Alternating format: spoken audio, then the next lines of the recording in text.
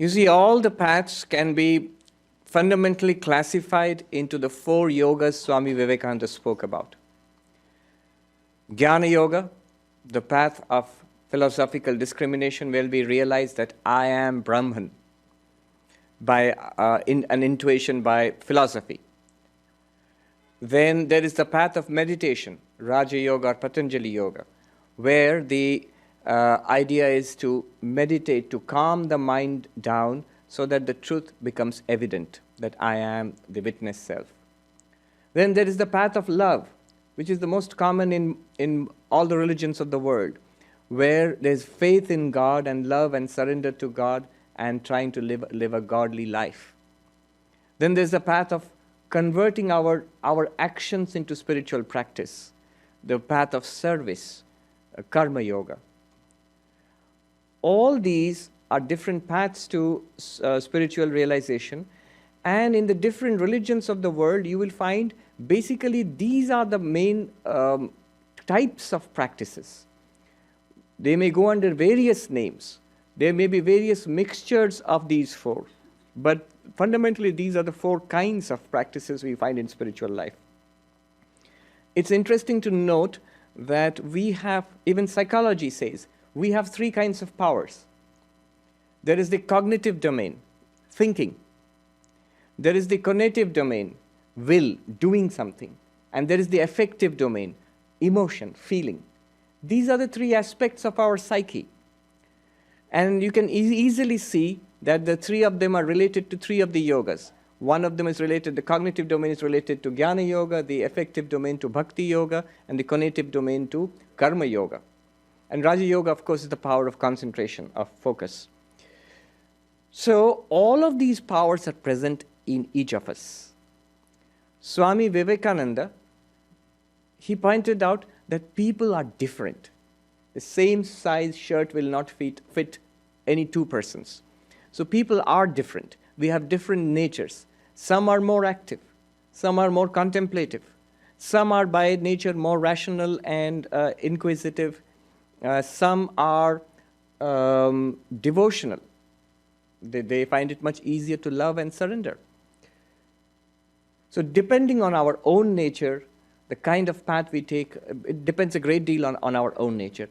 The safest and the most comprehensive path Swami Vivekananda recommended for everybody, he said, the harmony of the 4 yogas, Karma Yoga, Bhakti Yoga, Raja Yoga, and Jnana Yoga. It is the harmony of the 4 yogas that is the path that is most suitable for our modern age. In our lives, we should have a component of philosophy, of reasoning, of understanding.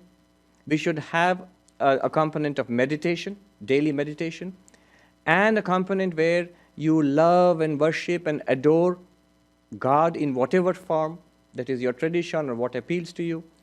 And also make sure that our lives are of use to others in Karma Yoga. So all of these 4 yogas are part of our spiritual practice. If you see the emblem of the Ramakrishna order, you find it, I think, here in the lectern. Emblem of the Ramakrishna order, which Swami Vivekananda designed here in the Vedanta Society of New York. He said that the emblem represents all the 4 aspects. You have the wavy waters, which represent karma. You have the sun of knowledge rising in the back, Jnana Yoga. You have the lotus of bhakti. And then you have the encircling serpent, which represents the power of Kundalini, which in turn represents yoga, Patanjali Yoga, the power of concentration. So by understanding, by devotion, by action, and by meditation, one can realize God. This is what he recommended. Now, depending on our nature, the particular mix that we will follow will vary. You start off with all 4, and you will see over time, you may be more attracted to Jnana Yoga. You may be a bhakta. You may be more attracted to Bhakti Yoga. You see, you notice within yourself that reciting the Ramayana brings tears to your eyes. Now that says something about your nature. So one may develop a tendency towards one of these paths, and the others should also be kept. Even though you may not be particularly attracted to a particular path, but should be kept as a part of one's spiritual repertoire. The reason is, even if we are not very comfortable, or it's not very easy for us to do one thing. Somebody says, I love working, I love serving people, but don't ask me to meditate. But invariably, the Swami will ask you to meditate. Somebody wants to meditate a lot, and he's told to go and work. Swami Ashokananda said, when I tell you to work, I can see the rebellious look on your face. You think perhaps that the Swami does not think highly of my capabilities as a spiritual seeker. Perhaps he thinks I am not ready for meditation. Well, I will show him. And then Ashokanji says, and you will show me, but not in the way you think. So, often the paths which we are uncomfortable with, or which we are not capable of doing so far, those are the paths which are of maximum benefit to us, because those are the sides of our personality we have not yet developed. It's good to operate in a zone of minimal discomfort. In a zone of absolute comfort, growth is not possible. In a zone of great discomfort, again, growth is disturbed.